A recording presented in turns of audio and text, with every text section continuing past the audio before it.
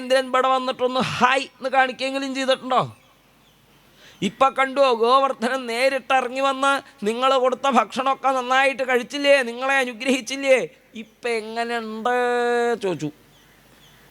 എല്ലാവരും കൃഷ്ണനെ കൊണ്ട് ബഹുമാനായി. കൃഷ്ണ, ഞങ്ങൾ ഇത്ര നിരീക്ഷിച്ചില്ല കേട്ടോ. ആരാ ഈ ഗോവർദ്ധനായിട്ട് വന്നത്? ഭഗവാൻ തന്നെയാണേ, കൃഷ്ണൻ തന്നെയാണ് ഗോവർദ്ധനായിട്ട് വന്നത്. ഇതൊക്കെ അങ്ങോട്ട് മിണുങ്ങിയതേ. അപ്പോൾ എന്നാലും ആ ഗോവർദ്ധന രൂപിയായിട്ടിരിക്കുന്ന ഭഗവാൻ കൃഷ്ണൻ തന്നെയാണ് എന്ന് അവർക്ക് മനസ്സിലായില്ല. അവർ വിചാരിച്ചു ഗോവർദ്ധനം വന്നിട്ട് ഇതൊക്കെ വാങ്ങിയെന്ന്. സന്തോഷമായി അവർക്ക്. എന്തായാലും കൃഷ്ണൻ പറഞ്ഞത് നന്നേ ഇത്ര ശരിയാവുമെന്ന് ഞാൻ നിരീക്ഷിച്ചില്ല. നന്ദഗോപുരക്കൊക്കെ വലിയ ഇഷ്ടമായി. പക്ഷേ ഇന്ദ്രന് ഇതൊട്ടും ഇഷ്ടമായില്ല. ഇന്ദ്രനൊരു യാഗം മുടങ്ങിയതിൻ്റെ സങ്കടത്തിൽ കാണിച്ചു തരാം. കൃഷ്ണൻ മർത്യമുപാശ്രിത്യ ഏ ചക്രുഹു ദേവഹേളനം. ആ കള്ളം കൃഷ്ണനെ ആശ്രയിച്ച് നിങ്ങൾ ഈ ദേവദേവനായിരിക്കുന്ന എന്നെ അവമാനിച്ചുല്ലേ, കാണിച്ചു തരാം എന്ന് പറഞ്ഞ ഈ ദേവേന്ദ്രൻ ഗംഭീര മഴ പെയ്യിച്ചു. അപ്പോൾ ഭഗവാൻ ഗോവർദ്ധനത്തെ തന്നെ എടുത്തുയർത്തി 7 ദിവസം അനങ്ങാണ്ട് നിന്ന് പച്ചവെള്ളം കുടിക്കാതെ ആ വ്രജവാസികളെ മുഴുവനും സംരക്ഷിക്കേണ്ടായി എന്നാണ്. അങ്ങനെ ഗോവർദ്ധനഗിരിധാരി എന്നൊക്കെ പറഞ്ഞ് 7 ദിവസം കഴിഞ്ഞപ്പോഴേക്കും അയാളുടെ സ്റ്റോക്കൊക്കെ തീർന്നു ദേവേന്ദ്രൻ്റെ. അങ്ങനെ മഴ നിർത്തി. ഗോവർദ്ധനഗിരിധാരിയായിരിക്കുന്ന ഭഗവാനെ എല്ലാവരും സസന്തോഷം എടുത്തുയർത്തി അങ്ങനെ ഗോവർദ്ധനത്തിന് പ്രദക്ഷിണം വെച്ചും നൃത്തം വെച്ചും പാട്ടുപാടിയും. അപ്പോഴേക്കും ഈ കൂട്ടുകാർക്കൊക്കെ കൃഷ്ണനോട് എത്ര സ്നേഹം ഉണ്ടായിട്ടുണ്ടോ.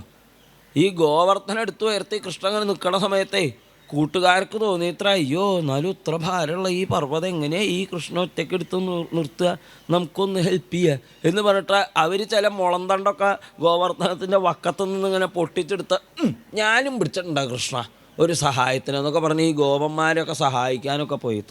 അത്ര ശുദ്ധഗതിയാണേ അവർക്ക്. അതാണ്. അല്ലെങ്കിൽ ആരെങ്കിലും ഈ ഗോവർദ്ധനെടുത്ത് ഉയർത്തിയ സമയത്ത് അവിടെ വലിയൊരു ഗർത്താണ് ഉണ്ടായത്. എല്ലാവരോടും കൃഷ്ണൻ പറഞ്ഞു ചാടിക്കോ. ഗോപികൾക്കും ഗോപന്മാർക്കും പശുക്കൾക്കും കാളകൾക്കും ഒന്നും സംശയം ഉണ്ടായില്ല. എല്ലാവരും ആ കുണ്ടിലേക്കാ ചാടി. വെള്ളപ്പൊക്കം വരുന്ന സമയത്ത് കുണ്ടി ചാടിക്കോ പറഞ്ഞാൽ നമ്മൾ ചാടുമോ? പക്ഷെ അവർ ചാടി. അതാണ് തമ്മിലുള്ള വ്യത്യാസം. അവർക്കൊരു സംശയം ഉണ്ടായില്ല. ഭഗവാൻ പറഞ്ഞു, അവർ കേട്ടു. അതുകൊണ്ട് അവർക്കൊരാപത്തും വന്നതുമില്ല.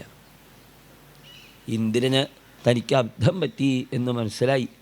അങ്ങനെ അവിടെ നിന്ന് ഐരാവതത്തിൻ്റെ തുമ്പിക്കൈയിൽ കുറച്ച് വെള്ളമൊക്കെ എടുത്ത് ഭഗവാനെ ഒന്ന് നമസ്കരിക്കാമെന്ന് നിരീക്ഷിച്ച് പുറപ്പെട്ടു. സുരഭിയും ഗോലോകത്തുള്ള എത്രയോ പശുക്കളെ ഈ വെള്ളത്തിൽ ഒഴുകി പോകാൻ പുറപ്പെട്ടതാ. അതിൽ നിന്ന് അവരെ രക്ഷപ്പെടുത്തിയതിലുള്ള സന്തോഷം കൊണ്ട് തൻ്റെ അകിട്ടിലുള്ള ശുദ്ധമായ പാലുകൊണ്ട് ആ ഭഗവാനെ അഭിഷേകം ചെയ്യാനായിട്ട് സുരഭിയും അവിടെ എത്തിച്ചേർന്നു. ഇന്ദ്രൻ ഭഗവാനെ നമസ്കരിച്ചു സ്തുതിച്ചു. ഞാൻ ഇങ്ങനെ ഓരോ വിഡ്ഢിത്തൊക്കെ കാട്ടി എനിക്കറിയാണ്ട് പറ്റിപ്പോയതാണ്, സമസ്താപരാധം ക്ഷമിക്കണേ എന്നൊക്കെ പറഞ്ഞ് അയാൾ നിലവിളിക്കാനൊക്കെ തുടങ്ങി. അപ്പോൾ ഭഗവാൻ പറഞ്ഞു, ഞാൻ ഓരോരുത്തർക്ക് ഇന്ന ഡ്യൂട്ടിന്ന് ഏൽപ്പിച്ചിട്ടുണ്ട്, അതാത് ഡ്യൂട്ടി അവരൊരു ഭംഗിയായിട്ട് ചെയ്യുക, അതല്ലാണ്ട് തോന്നിയത് കാട്ടാൻ നിൽക്കണ്ട, മനസ്സിലായില്ലേ എന്നൊക്കെ ചോദിച്ച് ഭഗവാനും ആ ദേവേന്ദ്രനെ ഒന്ന് ശാസിക്കുകയുണ്ടായി. അപ്പോൾ ദേവേന്ദ്രൻ അവിടെ കാണച്ചൽ എന്നെ ഈ സുരഭി എന്ത് പറഞ്ഞു? അതാണ് കൃഷ്ണനാണ് കേട്ടോ ഞങ്ങളുടെ ഇന്ദ്രൻ, കൃഷ്ണനാണ് കേട്ടോ ഞങ്ങളുടെ ഈശ്വരൻ, കൃഷ്ണനാണ് ഞങ്ങൾക്കൊക്കെ. ഇത് കേൾപ്പിച്ചില്ലേ അയാൾ ദേവേന്ദ്രൻ? അയാൾക്ക് ഇതിൻ്റെ വല്ല ആവശ്യമുണ്ടോ? അതാണേ, ആവശ്യമില്ലാണ്ട് ഓരോന്ന് കാട്ടിയിട്ട്.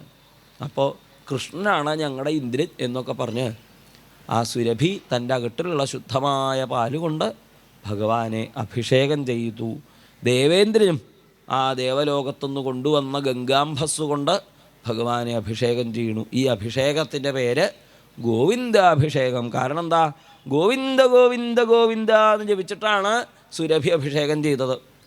ഗോക്കളെ പാലിച്ചവൻ എന്നതിന് ഒരർത്ഥം, പല അർത്ഥങ്ങളുണ്ട് ഗോവിന്ദൻ എന്നുള്ള വാക്കിന്.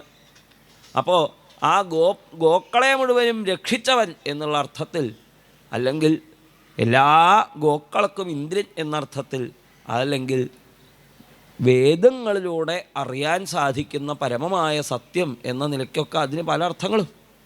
ആ ഗോവിന്ദാഭിഷേകം കഴിഞ്ഞതോടുകൂടി പിന്നെ വൃന്ദാവനത്തിൽ ദ്വേഷബുദ്ധികളുണ്ടായിരുന്നവർ പോലും മിത്രഭാവത്തോടുകൂടി പെരുമാറാനായിട്ട് തുടങ്ങി എന്ന് പറയണു. അതിനുശേഷമാണ് വരുണഭൃത്യന്മാർ ഭഗവാന്റെ അച്ഛനെ പിടിച്ചു കൊണ്ടുപോയതും അവിടെ നിന്ന് ഭഗവാൻ നന്ദഗോപരെ തിരിച്ചു കൊണ്ടുവന്നതും ഒക്കെ ആയിട്ടുള്ള കഥകൾ. പിന്നീട് രാസക്രീഡ എന്ന വിഷയമാണ് അവിടെ പറഞ്ഞിട്ടുള്ളത്. ഇപ്പോൾ സമയം വല്ലാതെ അങ്ങോട്ട് നീണ്ടതുകൊണ്ട് ഇപ്പോൾ നിർത്തുന്നു. തുടർന്നുള്ള ഭാഗങ്ങൾ ബാക്കി പാരായണത്തിന് ശേഷം സാധ്യമാകുന്ന വിധത്തിൽ മാത്രം അനുസ്മരിക്കാം. സമയം അത്രയല്ലേ ഉള്ളൂ. ഞങ്ങളെന്താന്ന് വെച്ചാൽ ഇത്ര ദൂരത്തുനിന്നൊക്കെ ഇവിടെ ഒറ്റ ദിവസമല്ലേ വരുന്നുള്ളൂ. അപ്പോൾ എന്തെങ്കിലുമൊക്കെ കുറേശ്ശെ പറയാം. സ്വതവേ സപ്താഹത്തിന് പറയേണ്ടത്രന്നെ സമയം ഉള്ളൂ, കൂടുതൽ സമയമില്ല. എന്നാലും ഇങ്ങനെ ഒരു വട്ടം പറഞ്ഞു പോകാമെന്ന് മാത്രം, അത്രയേ ഉള്ളൂ. അതുകൊണ്ട് ചില ദിക്കിൽ വിസ്തരിക്കുമ്പോൾ ചില ദിക്കിൽ ചുരുക്കേണ്ടതായിട്ട് വരും. അപ്പോൾ ഇനിയുള്ള ഭാഗങ്ങൾ എങ്ങനെയായാലും ഒട്ടൊന്ന് അനുസ്മരിച്ച് പോവാം എന്ന് മാത്രം വിചാരിക്കുന്നു. ഭഗവാന്റെ കൃപ പോലെ ഒക്കെ സംഭവിക്കട്ടെ. സർവത്ര ഗോവിന്ദനാമ സങ്കീർത്തനം. ഗോവിന്ദ ഗോവിന്ദ.